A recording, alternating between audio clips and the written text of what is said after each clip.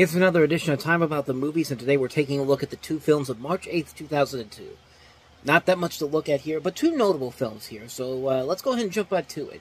And we'll start off with the biggest new release of the weekend, the second adaptation of film adaptation, I should say, of H.G. Wells' classic novel, The Time Machine. We gotta get out of here! What's going on? The moon's breaking up. That's impossible. In 2 days. Why have you traveled through time? To have a question answered. Unlock your imagination. Experience the magic. Time travel. Discover the mystery. How much closer? I don't like it. And get ready for the greatest adventure through all time. The Time Machine. Rated PG-13. Starts this Friday. So as I said, this is based off of H.G. Wells' classic novel, where you have scientist and inventor Alexander Hartigan, played by Guy Pearce. Is it Guy? Okay, this Guy Pearce. I thought for a second it was Guy Ritchie, but no, it's Guy Pearce. He's determined to prove that time travel is possible. His determination has turned to desperation from a personal tragedy that now drives him wanting to change the past. Testing his theories with the time machine and his own invention, Hartigan is hurtled 800,000 years into the future, where he discovers that mankind has divided into the hunter and the hunted. And there is so much potential in this movie, but the film, if you've seen the movie, it gets pretty ridiculous pretty damn quick. Let's talk about that personal tragedy, because in the beginning of the movie, Guy Pearce's character is gets engaged to Sienna Guillory, who you may know from the second Resident Evil movie. But so she gets shot the first time around, and so he basically decides, I'm going to do this with a time machine.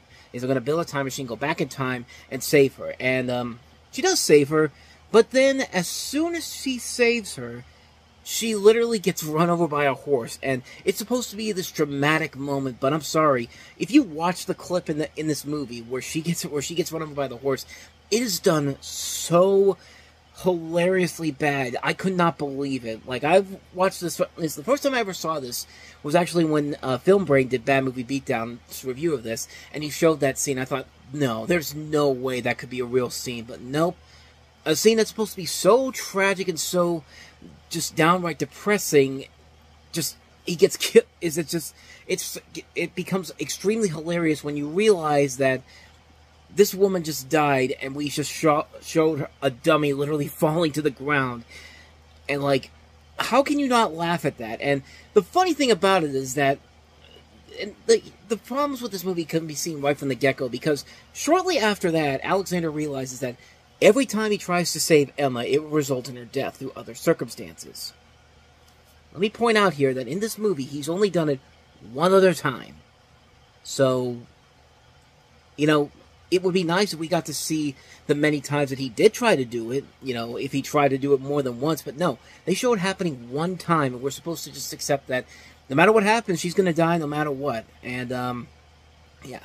Let that be the tone for the rest of the movie, because, man, this movie likes to change the plot whenever it needs to, because it just has to, because this movie is one of those films where, yeah, Simon Wells, who you know mostly as an animation director, he's done a lot of stuff for, you know, An American Tail, 5 Goes West, We're Back at Dinosaur Story, Balto, The Prince of Egypt, great animation director. His last film he directed was Mars Needs Moms, which I don't want to say it's his fault completely, because that was just a movie that was just dead on arrival, but ever since The Prince of Egypt, he fell off big time, and it's a shame, because the guy does have a lot of good animation credits to his name, and I think they only got him because he's the great-grandson of H.G. Wells. If I remember correctly, that's what I read. But yeah, the movie just gets out of hand really quickly, and because of this, because Simon Wells had never attempted live action before, he was basically suffering from extreme exhaustion, and Gore Verbinski had to come in and actually finish the last couple days of shooting, which basically puts I know I keep saying basically, someone got on me for saying that, but I'm sorry, man, this is off-the-cuff stuff, and I have to say that to talk about what I'm doing here. Yeah, I say it a lot, but yeah, that's just kind of my thing. I've been trying to hold it down for a little bit, but as you can see, it's just kind of off-the-cuff stuff here. But, so Gore Verbinski had to come in and finish the movie, and because of that, the tone of the movie changes in the final 30 minutes of the movie. It goes from being a science fiction film to an action movie, and Guy Pearce's character essentially becomes an action hero in this for no reason whatsoever. And the way the movie changes what the time machine could do, you know, what the time machine is capable of to fix this plot that they have, this plot change they have going on here, it just ruins the ebb and flow of the movie big time. But and the film itself is just a mess on so many levels. Now, that's not to say that everything about this movie is bad. There are some brief flashes of promise here. Like, you have Jeremy Irons as the Morlock with some pretty good makeup work. I gotta say, the makeup work on him was actually really good for what they were trying to accomplish here. And he's really the best actor in the movie because he has some of the strongest lines in the film. But then by the end, he's just the generic bad guy. And, like, the ways the time machine works makes no sense whatsoever. For example, they have this big climax of the movie where Guy Pearce has to turn on the time machine, and Jeremy Irons is strangling him a la Bart Simpson. And keep in mind that his hands are inside the time machine, and they establish that this time machine should be working at that point. And he should be falling to, and Jeremy Irons' character should be falling to the ground. And basically, like, there I go again, but essentially what happens here is that he turns on the time machine.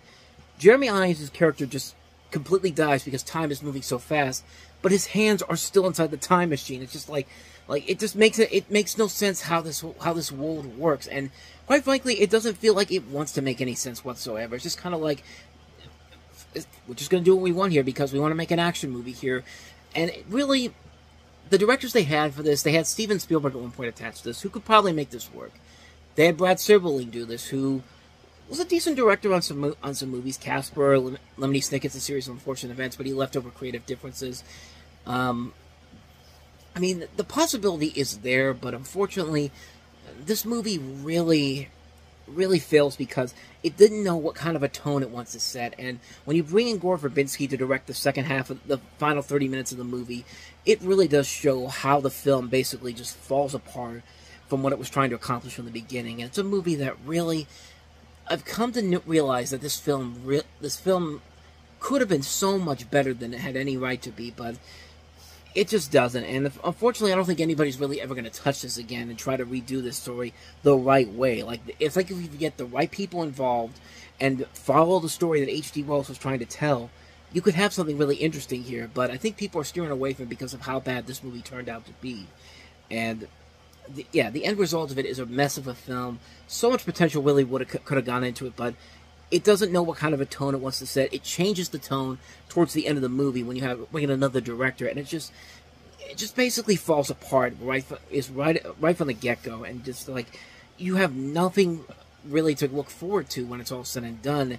And it's just, yeah, at times there are flashes of promise, but never enough for me to say that this is something you should check out. It's a major letdown on so many levels, and yeah, it's just not a good movie, unfortunately. So yeah, that's The Time Machine for you. Should have been so much better, but it just isn't. So, let's see if we can turn the tide around with our last film we have here, and that is Ice Cube and Mike Epps in their first two pairings of 2022, the first of two pairings of 2002, and that is, of course, All About the Benjamins. Epps, two unlikely partners, but I'm the boss. Okay, partner. I mean, boss. You the boss. 20 million in stolen diamonds. Just shoot out the back tire. Who you think I am, Mel Gibson? 24 hours to collect. Got a plan. Trust me. That wasn't part of the plan. Improvise. Yeah. On March 8th. Look at your hairline. You ain't got a 4-head. You got a 5-head. It's all about the Benjamins. I'm getting earrings like Allen Iverson, fool. Put them back. Rated R. Starts Friday, March 8th. So in this movie, Ice Cube plays bounty hunter Buckham Jackson. Literally, his name, the literal spelling is B-U-C-U-M, which it surprises me that they didn't go the route that I thought they were going to with that joke. But what a weird name, Buckham Jackson. But he teams up with this small-time con artist played by Mike Epps named Reggie Wright that he is pursuing in an attempt to locate a missing stash of diamonds and a lottery ticket worth millions of dollars. So Buckham and Reggie find themselves in the race to the finish as they embark on an unlikely partnership that should, when it's all said and done, prove beneficial to them both. And it's pretty clear what they're trying to, parody. Not even parody, but, try to do here. It's supposed to be another Lethal Weapon. Excuse me, but more importantly, it's supposed to be kind of like a new Bad Boys. I mean, Bad Boys 2 was right around the corner. Ice Cube and Mike Epps worked well off each other next Friday, and they were going to be in the final film of the Friday series, Friday After Next. But, yeah, this is a pretty lame movie, and I didn't even show you the second trailer for this, which makes this movie even look stupider than this trailer does. It's these two old grannies, like who was this movie made for? I mean, it's not. It's like it feels like a film that is trying to be universal appealing to everybody, not just a specific target audience. It felt like a film that just really did not know who it was trying to target, and when they were trying to do what they were trying to do, the film just didn't really turn out the way they wanted to. And it's a shame, because Mike Epps and Ice Cube have a lot of good chemistry together, and they're just shown in their movies that they've done before. Like, the Friday movies are a great example of the good chemistry they have together. Lottery Ticket is an example. Well, they're both in that movie. Jakey Promoters, which is a film that I talked in the past about how I wanted to do a video talking about that one, thinking it was one of those movies that's just like, it's going to be one of those ones where it's going to be one of those so bad it's good movies. It's just not a good movie, period. It's just kind of like, and there wasn't really a whole lot there for me to really get behind. Like, I heard the idea about that movie was that they completed the movie without Ice Cube ever knowing about it, and they were going to do like this big push, but never told Ice Cube that it was just going to go straight to video. And I thought that was going to lead to a potentially really interesting video reacting to that movie. But when I finally watched the movie, there really wasn't enough there for me to get the stuff that I wanted to really get from it. And yeah, so that's why I never did that video, by the way. But this movie in particular, it's like, I got what they were trying to do, but the writing here is not really all that strong. It's a very lazily put together movie, and it's clear that they're trying to copy the Bad Boys formula, the Lethal Weapon formula.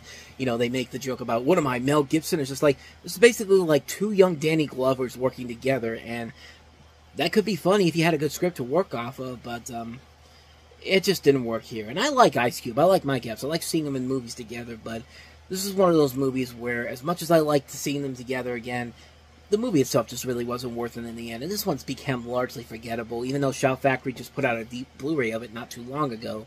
But other than that, though, like, it's not really worth it when it's all said and done. Ice Cube and Mike Epps have been in so much better movies. Watch those movies. Avoid this one like the plague. And so with that said, we wrap up another edition of Time About the Movies, and next time we have 4 movies to look at, including Blue Sky Studios' first animated feature, and that is Ice Age. 20th Century Fox trying to get into the game that Disney, Pixar, and Paramount were essentially putting themselves in, and Dreamworks as well. I should have mentioned them too. And we have our Mila Jovovich in the first Resident Evil film, Eddie Murphy and Robert De Niro, the pairing that you always wish that you could see, Showtime. And we have Kissing Jessica Stein featuring a madman in the making, and John Hamm is one of the stars of it. And we'll take a look at those 4 movies on the next episode. But until then, thank you so much for watching, and if you want to see more videos like this, please hit the place on the next page, check out the previous episode, and also don't forget to hit the like and subscribe button if you want to see more videos like this on this channel. So with that said, I am off. I will see you guys next time, and until then, as always, take care.